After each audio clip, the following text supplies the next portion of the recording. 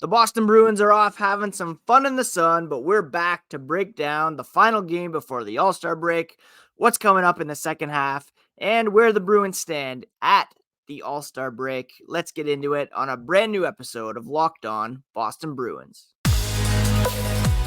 You're Locked On Bruins, your daily podcast on the Boston Bruins. Part of the Locked On Podcast Network, your team every day.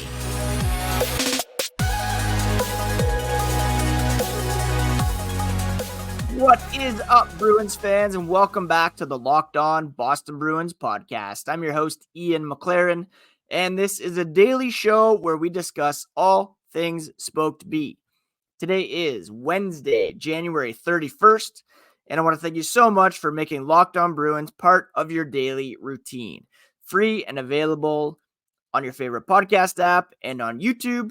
We are part of the Locked On Podcast Network, your team every single day. Thanks for bearing with me as I was away for the past couple of days. The fam and I went down to Great Wolf Lodge in Niagara Falls, and it was a great time of slides, some ciders on the side for me, and just getting the battery recharged. Although those of you with kids will know that a family vacation isn't exactly a break, but it was still pretty fun nonetheless, and looking forward to what's coming up here on Locked On Boston Bruins as we take a look at how the Bruins ended things before the break and what's coming up afterwards. Quick reminder, you can find the podcast at Locked NHL Bruins on social media. You can find me, my dad jokes, hockey thoughts at Ian C. McLaren. Bessie's jumping on the podcast to say hello, and we're getting right into it by looking back at Boston's final game before the All-Star break, a 6-2 win over the Philadelphia Flyers. Now, the Flyers outshot the Bruins in this one pretty bad, 37-28, 15-5 advantage in the second period for those Flyers, but the damage had already been done as the Bruins scored 4 times within the span of 4 minutes and 14 seconds in the first period to put this one away early. David Pastrnak had his 32nd and 33rd goals of the season. Charlie McAvoy, Danton Heinen also got on the score sheet in the first period. In fact, the Bruins built up a 5-0 lead thanks to James Van Riemsdyk scoring early in the second period. Charlie Coyle would add one in the third to finish things off. Tyson Forster doing the damage for Philadelphia at the other end of the ice. Just a great way to end the first unofficial first half of play. And that's what Charlie Coyle said after the game. You know, that's what you want in the last game before the All-Star break. You know what's right around the corner, but you got to make sure you focus, do all the right things, create good habits, feel much better going into the break when you have a solid game, when you win like that, and you get to enjoy the break a little more. And looking at Instagram this morning, you can see a bunch of players and their families are off down south, enjoying the beach, and a well-deserved little break for the Bruins. David Pastrnak, I mentioned, scoring 2 goals in this one, his 32nd and 33rd goals of the season. James Van Riemsdyk also had 3 points. Pastrnak had the 2 goals, 1 assist. Van Riemsdyk had 1 goal, 2 assists, and his strong play may give Don Sweeney reason to pause heading into the trade deadline, whether or not they should actually be giving up assets to add to this group. And we'll talk about that coming up later on in the podcast. There were a couple guys out with injuries in this one. Jake DeBrusk, Matt Poitras did not play up front. Derek Forbort did not play on the back end. Hopefully it's just some maintenance heading into the All-Star break.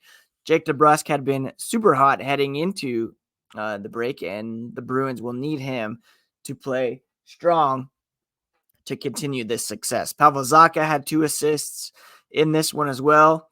And in net, it was Linus Ullmark stopping 5 of 37 shots for a .946 save percentage in this one. Again, the Bruins were outshot, and that's been a trend for this team. They're not the strongest team in terms of shot attempt percentage, shot percentage, but they just continue to get the job done. And they're one of the top teams in the NHL here at the break. It was the first of 3 meetings between Boston and Philadelphia this season. And the Bruins are now off for quite some time, minus the guys who are going to the All-Star break. And we'll talk about what's coming up for this team, how they stand at the break, coming up as the podcast continues. But can't stress enough how much the Bruins, I mean, they didn't need this win heading into the break, but it's obviously a bonus, as Charlie Coyle said, to go in on a high note, to be able to enjoy the break, to feel as though, you can sit back for a little bit, soak in the sun, and be happy with the accomplishments so far this season. And the Bruins have been unreal so far, exceeding expectations without question. And again, we'll discuss where they stand here at the break as the podcast continues. All right, we're in the midst of one of the worst flu seasons in over a decade. And if you're worried about getting the proper medication and treatment, then there's no better place to look than Jace Medical. The Jace case is a pack of 5 different antibiotics to treat a long list of bacterial illnesses like UTIs, respiratory infections, sinusitis, skin infections, and more. All you have to do is visit Jace Medical and complete a physician encounter. It will be reviewed by a board-certified physician, and your medications will be dispensed by a licensed pharmacy at a fraction of the regular cost. It's never been more important to be prepared than today. Again, according to the FDA, pharmacies are running out of antibiotics in the middle of the worst flu season in over a decade. Go to jacemedical.com and use offer code LOCKEDON to get $20 off your order at Jace Medical. That's JASE medical.com. FanDuel is the number one place to get all your betting action in this sporting season. Happy Super Bowl to all who are celebrating from FanDuel, America's number one sportsbook. If you're like me, Super Bowl Sunday is all about scoring the best seat on the couch, grabbing some snacks, and placing some super bets. FanDuel has so many ways for you to end the season with a dub or 2 or 3. Not only can you bet on who will win Super Bowl 58, but FanDuel also has bets for which players will score a touchdown, how many points will be scored, and so much more. New customers can join today and get $200 in bonus bets if your first bet of $5 or more wins. Just visit FanDuel.com/lockedon to sign up. That's FanDuel.com/lockedon. Make every moment more with FanDuel, the official sportsbook partner of the NFL.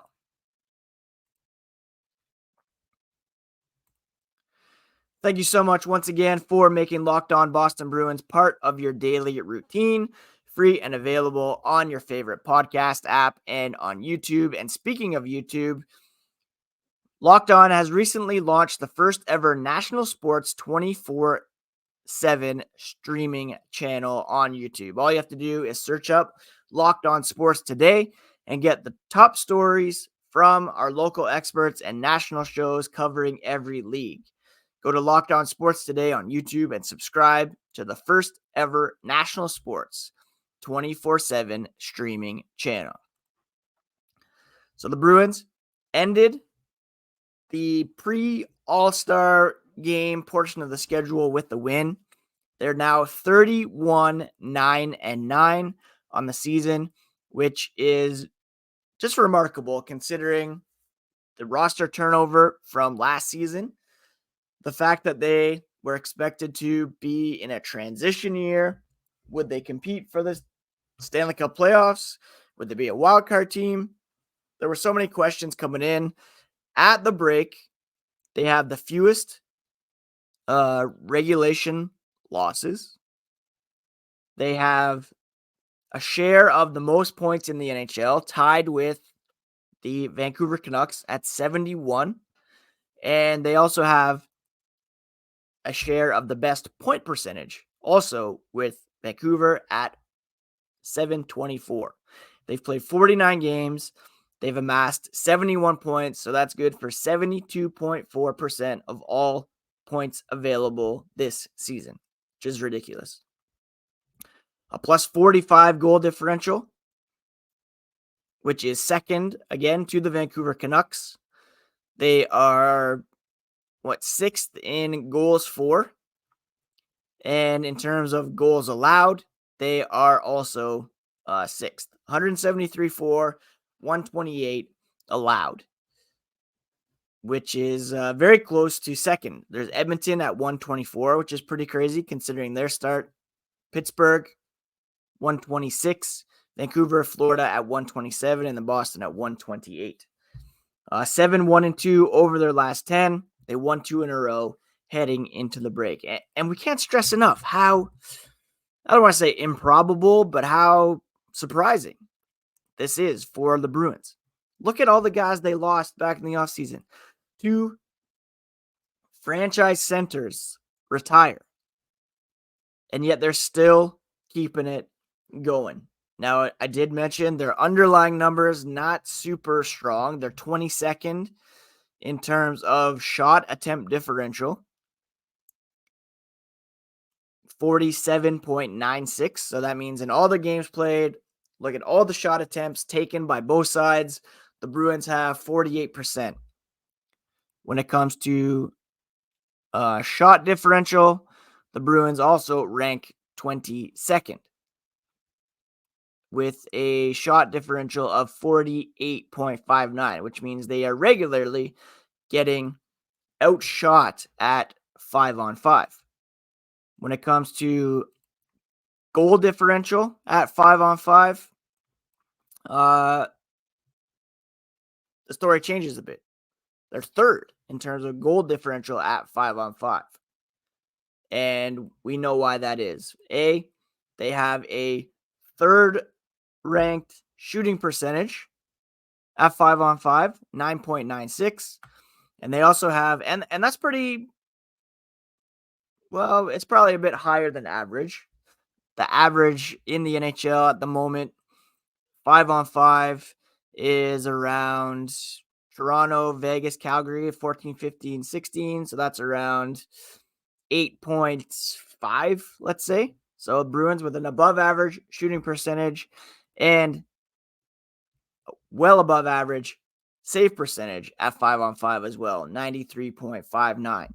So the Bruins, typically you look at shot attempts, shots, expected goals, which takes into account high danger chances, scoring chances. The Bruins' expected goals at 5-on-5, they rank 16th. So right in the middle of the pack, expected goals at 5-on-5, 50.09%. What's helping them is the goaltending, certainly, and some good 5-on-5 scoring. And of course, also their special teams. The Bruins are one of the top teams in terms of both power play and penalty kill. They're top 5 on the power play. Their penalty kill is fallen off to 7th. It was in the top 5, if not the top 3, earlier this season. So, what does this all mean? Well, the Bruins, not necessarily controlling play, but they're scoring, they're getting those timely saves, and they're a tremendous special teams team as well. And those are the kinds of things you look at when it comes to playoff time.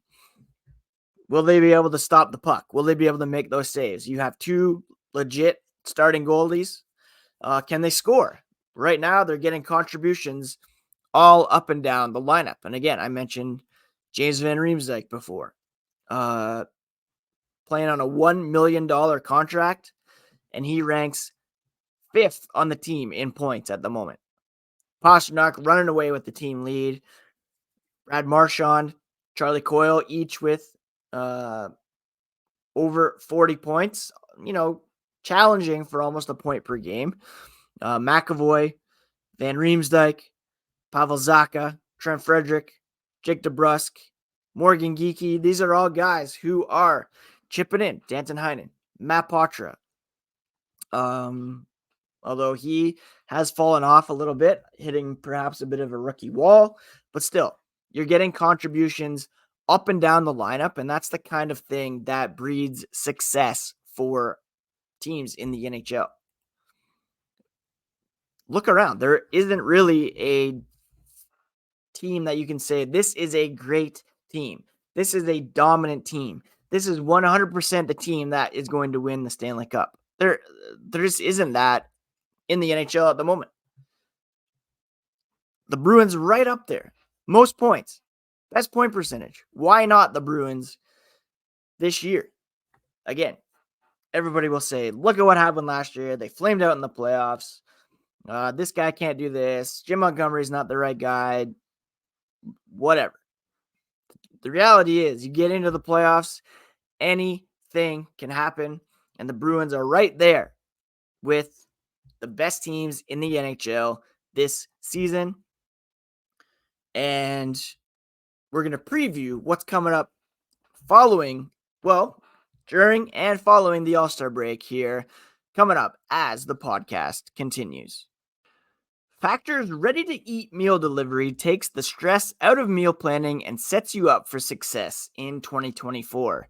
Skip the grocery stores, prep work, and cooking fatigue. Instead, get chef-crafted, dietitian-approved meals delivered right to your door. With over 35 meals to choose from per week, including options like keto, calorie smart, vegan plus, veggie, and more, plus over 55 weekly add-ons, you'll have a ton of nutritious and flavorful options to kickstart your resolutions in 2024. Head to factormeals.com/LockedOnNHL50 and use code LockedOnNHL50 to get 50% off at factormeals.com. That's code LockedOnNHL50 at factormeals.com/LockedOnNHL50 to get 50% off.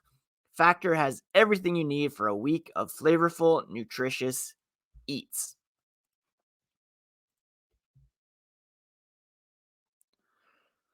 All right, it is All-Star Weekend coming up here in a couple days.